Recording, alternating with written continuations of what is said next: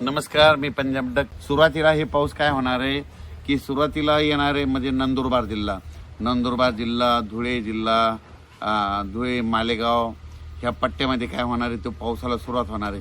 पण 30 तारखेपासून काय होणार आहे, 30 तारखेपासून तुम्हाला एक जिल्ह्यावाईज सांगतो. 30 तारखेपासून नंदुरबार, धुळे, जळगाव, त्याच्यानंतर बुलढाणा, अकोला, अमरावती, वर्धा, नागपूर, भंडारा, गोंदिया, चंद्रपूर, यवतमाळ, वाशिम, हिंगोली, नांदेड, परभणी, जालना,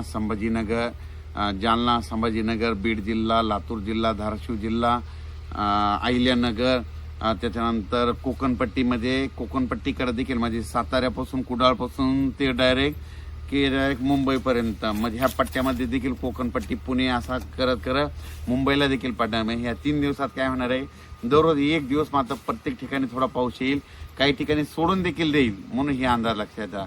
आणि या पावसामध्ये सगळ्यात महत्त्वाचं सांगायचं झालं म्हणजे याच्यामध्ये एक तर वारं देखील असणार आहे. जिथं पाऊस नाही पडला तिथं नुसतं वारं सुटतं आणि जिथं काही ठिकाणी गारपीट देखील होणार आहे. त्याच्यानंतर काही ठिकाणी हवामान म्हणजे नुसतं आभाळ देखील येईल आणि काही ठिकाणी पेंडोलचा पाऊस पडेल, म्हणून हा अंदाज सर्व शेतकऱ्यांनी लक्षात द्यायचा. वीट उत्पादकांना सांगू इच्छितो की तुम्ही काय करा, 29 तारखेला तुमच्या विटा कच्च्या असतील तर झाकून घ्या, कारण की 30 पासून म्हणजे पाऊस येणार, म्हणून हे लक्षात द्यायचं. त्याच्यानंतर कर्नाटकच्या शेतकऱ्याला सांगू इच्छितो की कर्नाटकमध्ये धारवाड जिल्हा झालो, तिकोटी झाला, निपाणी, त्या परिसरातल्या कोल्हापूरच्या ऊस शेतकऱ्याला सांगू इच्छितो की तुम्ही काय करा, तुमचा कोणता गहू हरभरा असेल तर काय करा 30 पर्यंत काढून घ्या. तुमच्याकडे मात्र चांगल्या स्वरूपाची गारपीट होणार आहे, काही ठिकाणी गारपीट देखील होणार आहे, साताऱ्याकडे देखील गारपीट होणार आहे, म्हणून आंबा उत्पादक शेतकऱ्यांनी हा देखील अंदाज लक्षात द्यायचा. त्याच्यानंतर म्हणजे सांगायचं झालं तर हा पाऊस सांगायचं झालं तर म्हणजे 29, 31, 1-2 त्या दरम्यान दररोज वेगवेगळ्या भागात जाणार आहे, म्हणून हा अंदाज लक्षात घ्यायचा. आणि परत एक शेतकऱ्याला सांगू इच्छितो की या वर्षीचा उन्हाळा म्हणजे 2024च्या उन्हाळ्यात आता यापुढे अवकाळी कसा येणार, यापुढे तुम्ही काय करा, एक गोष्ट लक्षात घ्या, कंप्लीट 10 दिवसाला राज्यात अवकाळी येणार. म्हणजे हे गणितात लिहून ठेवा. म्हणजे किती म्हणजे कसं होणार आहे की ऊन तापणार, ऊन आता पारा चांगला 38, 39, 41 जाणार, 8 दिवसामध्ये जाणार की लगेच 10व्या 11व्या दिवशी लगेच पाऊस हजर होणार.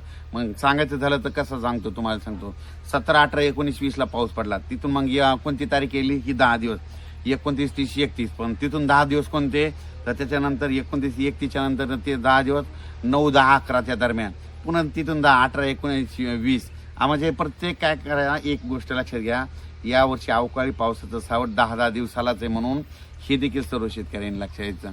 मग सांगायचं झालं तर मग काय करायचं, हळदीवाले खास करून शेतकरी वाशिम जिल्ह्यातले, तर त्यांना काय करा, तुम्ही काटकसरीनं तुम्ही तुमची हळद कशी साठवून शिजून झाकून ठेवायची, तुम्ही तुमची तयारी ठेवा. कारण की राज्यात म्हणजे सध्या यावर्षीनं काय होणार आहे, 10 दिवसालाच एकदा वातावरण खराब होणार आहे. पण हे पाऊस तुम्हाला सांगतो अवकाळी असतो, अवकाळी सगळीकडे पडत नाही, म्हणून हे सर्वप्रथम शेतकऱ्यांना लक्षात येतं. अवकाळीच असतो, एका भागात पडतो, कोणत्या भागाला सोडून देतो, म्हणून हे देखील सर्व शेतकऱ्यांनी लक्षात घ्यायचं. नाशिककडल्या कांदा शेतकऱ्याचे फोन देखील आले, तर त्यांचं म्हणणं की काय होईल, तर त्या कांदा उत्पादकांना सांगू इच्छितो की तुम्ही काय करा, तुमचा नाशिक झालं, सटाणा झालं, त्याच्यानंतर मालेगाव झालं, त्याच्यानंतर येवला, त्याच्यानंतर निफाड, त्याच्यानंतर वैजापूर, गंगापूर, कन्नड ह्या पट्ट्यामध्ये देखील कांद्याचं खूप आहे. मग त्यांना सांगू इच्छितो की तुम्ही काय करा, 30 तारखेपर्यंत तुमचा कांदा असला तर काढून घ्या, झाकून घ्या. कारण की 30 तारखेनंतर तुमच्याकडे देखील पाऊस पडणार आहे. कोपरगावकडे येणार आहे, शिर्डीकडे येणार आहे, राहत्याकडे येणार आहे, राहुरीकडे येणार आहे, अहिल्यानगरकडे येणार आहे, संगमनेरकडे असणार आहे. म्हणून सांगायचं झालं तर अहिल्यानगरकडं देखील चांगला पाऊस पडणार आहे, म्हणून हा अंदाज घ्यायला लक्षात येतात. पैठणकडे देखील पडणार आहे, गेवराई बीडकडे देखील असणार आहे. म्हणजे सांगायचं झालं दररोज वेगवेगळ्या भागात हे पाऊस पडणार आहे, म्हणून हे लक्षात यायचं. ज्यांचा गहू आलेला असेल, हरभरा असेल तर तुम्ही काय करायचं, कांदा असेल तर तुम्ही तुमच्या पिकाची काळजी घ्यायची. डाळिंब जे शेतकरी आहेत त्यांना सांगू इच्छितो की काय होणार आहे, 30 तारखेपासून ते 2 तारखेपर्यंत पाऊस कन्फर्म आहे. म्हणून तुम्ही काय करायचं, त्या पाऊस पडल्याच्या नंतर तुमच्या डाळिंबाला काय होतं, म्हणून तुम्ही त्याचे पूर्व लसीबंद म्हणजे आपण लस कशी देतो तसं की तुम्ही तुमचं प्री औषध मारू शकतात. म्हणून तुम्हाला ते तुम्ही त्याच्यामध्ये हुशार आहेत, म्हणून त्याची तुम्ही तयारी ठेवा. कारण की 30 ते 2 तारखेच्या दरम्यान एक दिवस तरी पाऊस अवकाळी येऊन जाणार आहे, म्हणून हे लक्षात द्यायचं. हा पाऊस राज्यात सगळीकडे नाही पडणार, फक्त काही भागात पडणार, काही भागांना सोडून देणार, म्हणून हे देखील लक्षात घ्यायचं. धन्यवाद.